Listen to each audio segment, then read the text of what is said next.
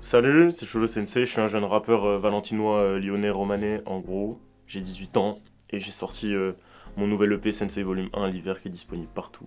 Allez checker fort.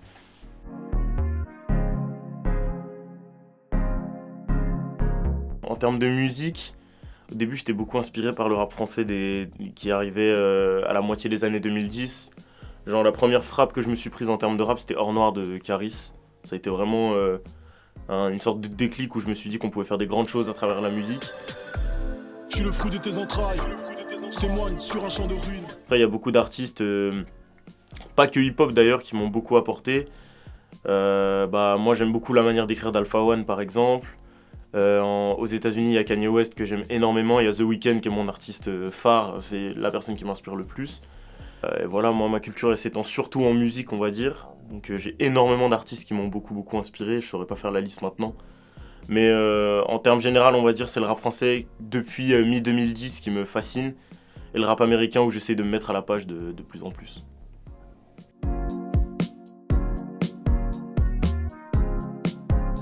Alors, en fait, de base, je m'appelais pas Cholo Sensei, de base, je m'appelais juste Cholo. Cholo, ça vient du fait que j'ai commencé le rap dans des conditions où j'étais je me sentais un peu seul face au monde. Du coup, j'ai commencé à écrire seul au collège et je voulais m'appeler Solo pour ça, parce que j'étais seul. Mais je trouvais que c'était pas très cohérent Solo, et puis il y avait déjà un artiste qui s'appelait Solo en plus, je crois. Du coup, j'ai essayé de changer 2-3 trucs et par hasard, je suis tombé sur Cholo et ça m'a plu. Et Sensei, ça arrivait un petit peu plus dans la période du lycée où les gens commençaient à savoir que je rappais et où j'ai commencé à apprendre le rap à un de mes meilleurs amis de l'époque. Et au détour d'une discussion, on en est venu à dire « Ah purée, mais t'es un peu comme un sensei », parce qu'on aime beaucoup la culture japonaise et tout. Je me suis dit « Purée, Cholo Sensei, ça sonne bien », du coup, maintenant c'est Cholo Sensei.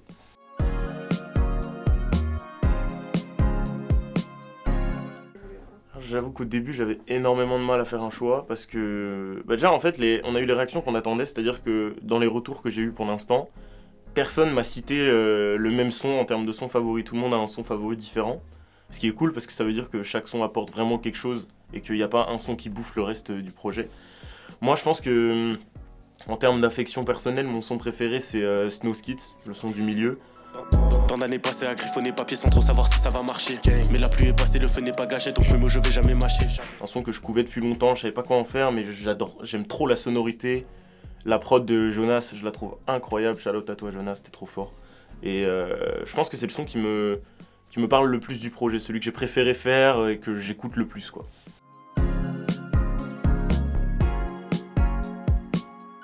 C'est des conditions qui étaient pas très marrantes, mais aujourd'hui j'en parle avec le sourire parce que je trouve que je m'en suis plutôt bien tiré. Mais en gros au collège, j'arrivais pas trop à m'affirmer, j'avais une personnalité assez renfermée, j'étais un petit bolos, on va pas se mentir. Et je savais pas comment montrer ma valeur aux autres. Et la seule chose que je savais faire à l'époque c'était chanter. Avant de rapper je faisais du chant. Chanter c'était pas très impressionnant pour les gens du collège. Et j'écoutais beaucoup de rap et je me suis dit pourquoi j'essaierais pas moi d'écrire mes textes, de faire mes chansons et de faire du rap. Et du coup je me suis entraîné pendant plusieurs années de mon côté. Il y a des fois où je me suis dit que c'était peut-être pas fait pour moi, j'y arrivais pas, etc. Mais comme c'est ce que j'avais envie de faire, je me suis dit que j'y arrive ou pas, il fallait que j'essaye et voilà.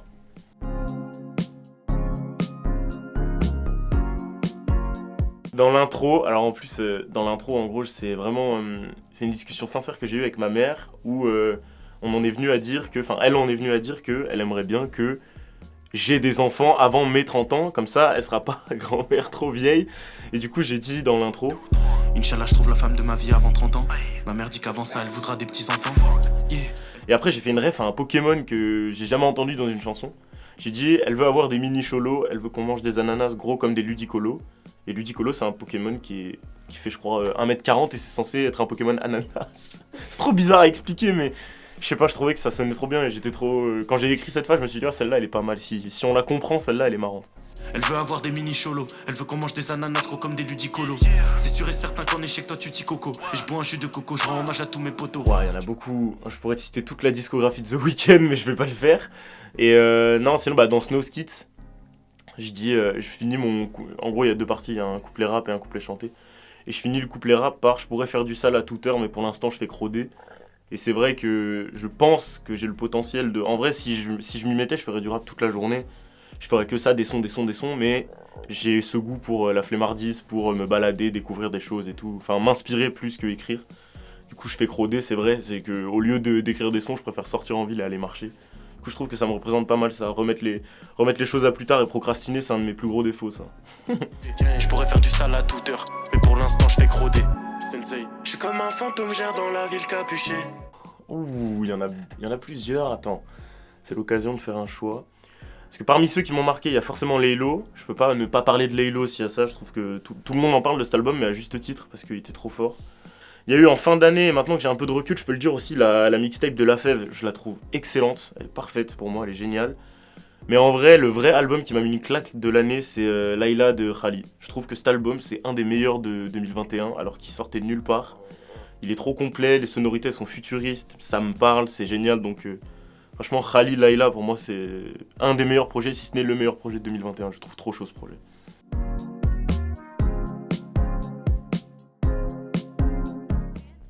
J'avais envie de te dire Limitless, mais c'est beaucoup trop d'un coup pour un date. Pour moi, il faut déjà quelques dates avant d'arriver à Limitless. Non, dans Mosaïque, j'ai sorti un son qui s'appelle Feelings, qui est un son assez sentimental, assez romantique et que je trouve très doux. Donc je dirais Feelings. Feelings, c'est un des sons que j'ai le préféré faire aussi de ma vie. Je suis pas ton idole ni ton copain, je suis entre les deux. J'aime trop ton corps, j'aime trop tes formes, mais je préfère tes yeux. Un feeling, tout part d'un feeling, hey. Un feeling, tout part d'un feeling, hey. Un feeling, tout part d'un feeling, hey.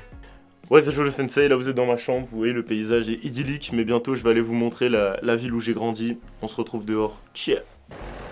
Yo l'équipe, bienvenue à Romans-sur-Isère, c'est la ville où j'ai grandi. Aujourd'hui je vais vous montrer 3 lieux qui ont marqué un petit peu mon adolescence. Laissez-moi vous emmener en balade. Là devant moi, c'est mon lycée, enfin un des lycées dans lesquels je suis allé, parce que j'ai fait 3 lycées, mais je vais pas m'étaler non plus. C'est le lycée Albert Triboulet de la ville de Romans-sur-Isère. C'est le lycée où il y a le plus de manifestations de toute la ville. J'ai jamais vu autant de protestants.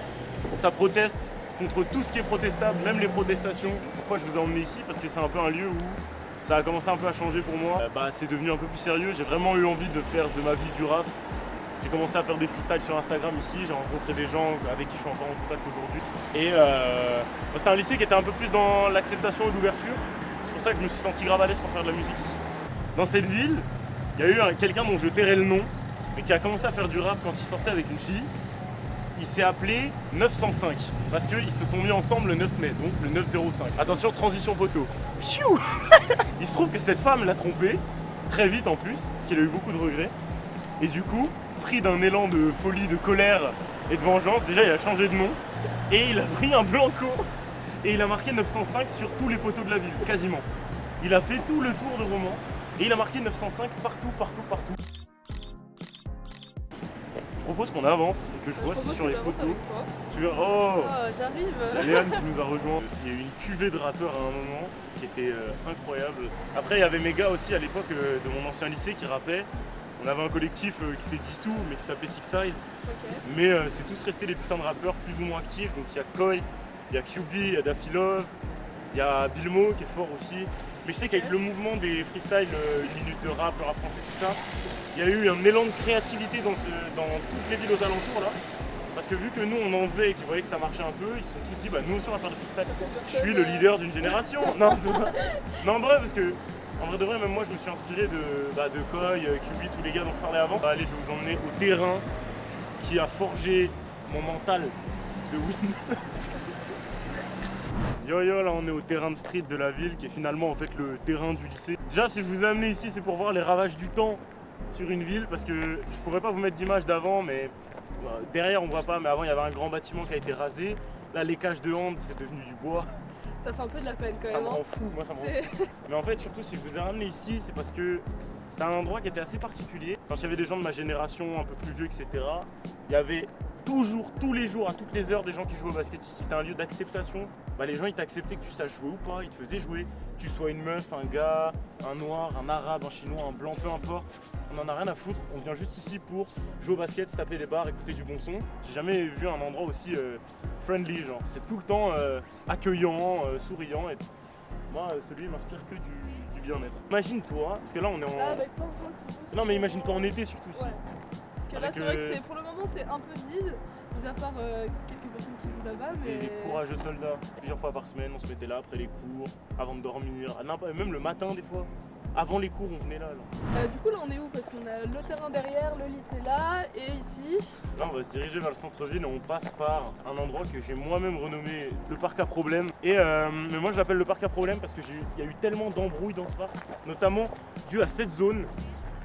Là, avec les bancs, là, je dirais une arène, quoi. Bah, les gens, ils se battaient là-dedans. Quoi? Les gens, ils se battaient là-dedans. Ça, c'est des bancs, il n'y a que des dates dessus. Parce que c'est des bancs où il y a C'est des une tout place. petits bancs, ouais. Une place et demie, donc t'es obligé de te serrer, tu vois. Mais je sais qu'il y a eu tellement de règlements de compte dans cette zone là de parc. Moi j'appelle ça le parc à problème, mais il n'y a vraiment que moi qui dis ça dans la vision. Après peut-être que c'est pas du tout un parc à problème, mais moi j'ai vu que des embrouilles ici. On Et m'a des jamais dates. retiré contre ça. Oui, ou des dates en embrouille. Ok, ça aussi, ouais. Un petit mix C'est des important, faut pas le négliger. Et j'ai tourné un freestyle un jour dans ma vie, mais juste là, sur ce banc. Et il était vraiment médiocre d'ailleurs comme deux. Celui-là? Celui-là, le banc en pierre. Ok. Me la weed, toi t'es rincé dans le clash un peu comme la weed. Hey hey, je suis pas une shit, je prends pas de shot, je fume pas de shit, 3 points je shoot.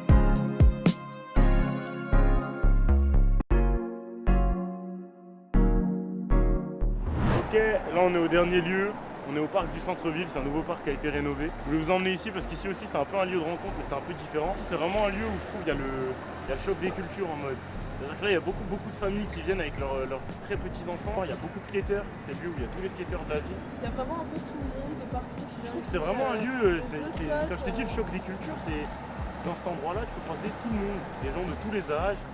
Des travailleurs, comme des chômeurs, comme des bicraveurs, comme des policiers, comme le nombre de nuits que j'ai passé ici, enfin pas des nuits complètes, mais des bons débuts de nuit à gratter des textes sur ces bancs là, tous ces bancs, franchement, c'est arrivé énormément de fois parce que c'est un lieu aussi que je trouve très inspirant justement de par les gens qui le fréquentent. Ça fait forcément partie de mon top 3 des lieux d'ici. Je suis enthousiaste. Ouais, t'es enthousiaste à l'idée Mais d'être ici, comprends-moi, je suis dans ma ville, je fais visiter à Outromédia. C'est ça. Ah, Trop média. Ça m'a fait plaisir de vous faire visiter ma ville et on se pète bientôt pour des nouveaux projets. Stream SNC Volume 1 en direct de Romans avec Léane, avec toute l'équipe d'Outro. Merci à vous. C'est elle qui dira le mot de la fin parce que c'est son média. J'ai le mot de la fin. Vas-y, dis-nous le mot de la fin. La fin. On est avec Outro Média, merci d'avoir regardé la vidéo. On était avec Shono Sensei. Merci Outro de m'avoir suivi à travers ma ville et merci à tous ceux qui regardent la vidéo d'avoir écouté mes histoires, ça fait plaisir. Ciao.